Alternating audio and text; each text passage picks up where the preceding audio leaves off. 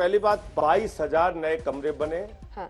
सरकारी स्कूलों में स्विमिंग पूल का निर्माण हुआ है, एथलीट के ग्राउंड बने हैं, वर्ल्ड क्लास हॉकी के ग्राउंड बने हैं, एयर कंडीशन कमरे बच्चों की पढ़ाई के लिए बने हैं। जिन बच्चों को देखना और आपको भी देखना तो आइए चलते दिखाते हैं। शराब के ठेकों पे सवाल पूछा था, वो अधूरी रह जाएगी बात।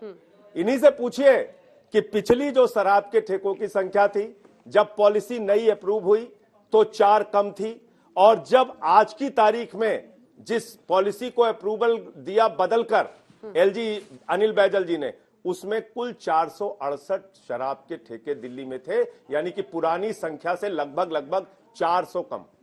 ये जानकारी है, इसलिए कुछ भी आके बोल देना अंजना जी गलत बहुत जानकारी अच्छी दे बात रहे हैं है। क्या? अच्छा, सिर्फ एक ही लाइन बोलता हूं। अभी इन्होंने बोला था गलत जानकारी सब पे अनेक प्रकार बात। एक बात, कट्टर ईमानदार सत्येंद्र जैन जिनका मेमोरी लॉस हो चुका है बताने के लिए, मगर मंत्री बनने रहने के लिए मेमोरी है।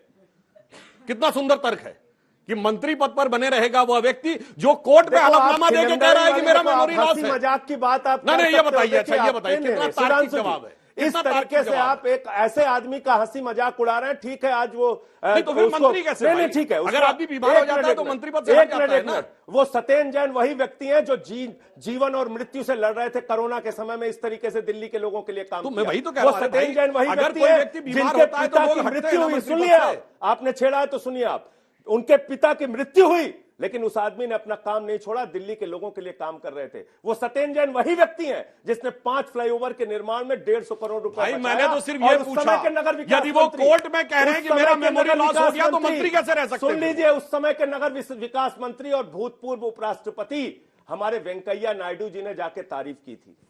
ठीक है, एक सवाल ले लेते हैं, उसके बाद मेमोरी करने के लिए मैं सिर्फ टेक्निकल बात कर रहा हूं। मजाक उड़ाने के लिए आप स्वतंत्र हैं। मैंने सिर्फ टेक्निकल बात पूछी, उसके लिए आप स्वतंत्र मेरा हैं। आपसे सवाल था आप दोनों से, जैसे कि मैम ने कहा था कि हर जगह ड्रग डीलर्स होते हैं और ड्रग्स पकड़े भी जाते हैं, लेकिन क्यों मेन फोकस नहीं होता जहां से ये ड्रग्स आते हैं?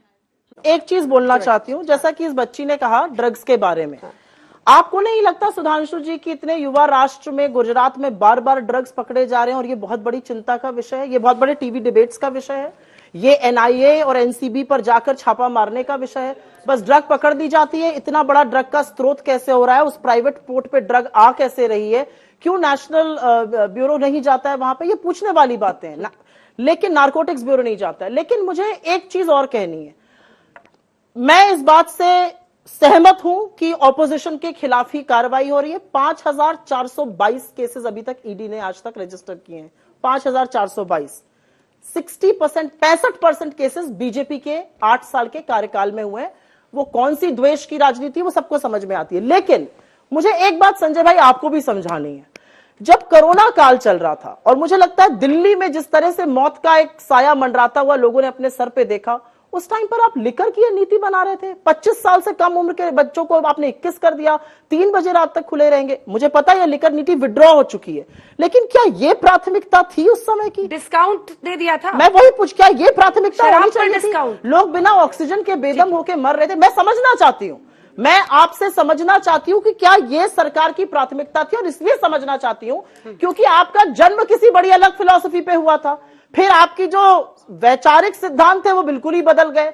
अब आप नीड नहीं ग्रीड की राजनीति भी कर रहे हैं। अब जो कहते थे अपनी गाड़ी में चलेंगे वो जेड कैटेगरी सिक्योरिटी में चल रहे हैं। सरकारी बंगला नहीं लूंगा, उस बंगले में कोई परिंदा नहीं फड़ मार सकता है। पंजाब से लेकर यहां तक जेड कैटेगरी के लोगों की लाइन लगी हुई। तो मतलब मैं जानना चाहती हूँ क्या हो रहा है, आप ऐसे क्यों बदल गए, और क्या ये प्राथमिकता थी उस टाइम पर?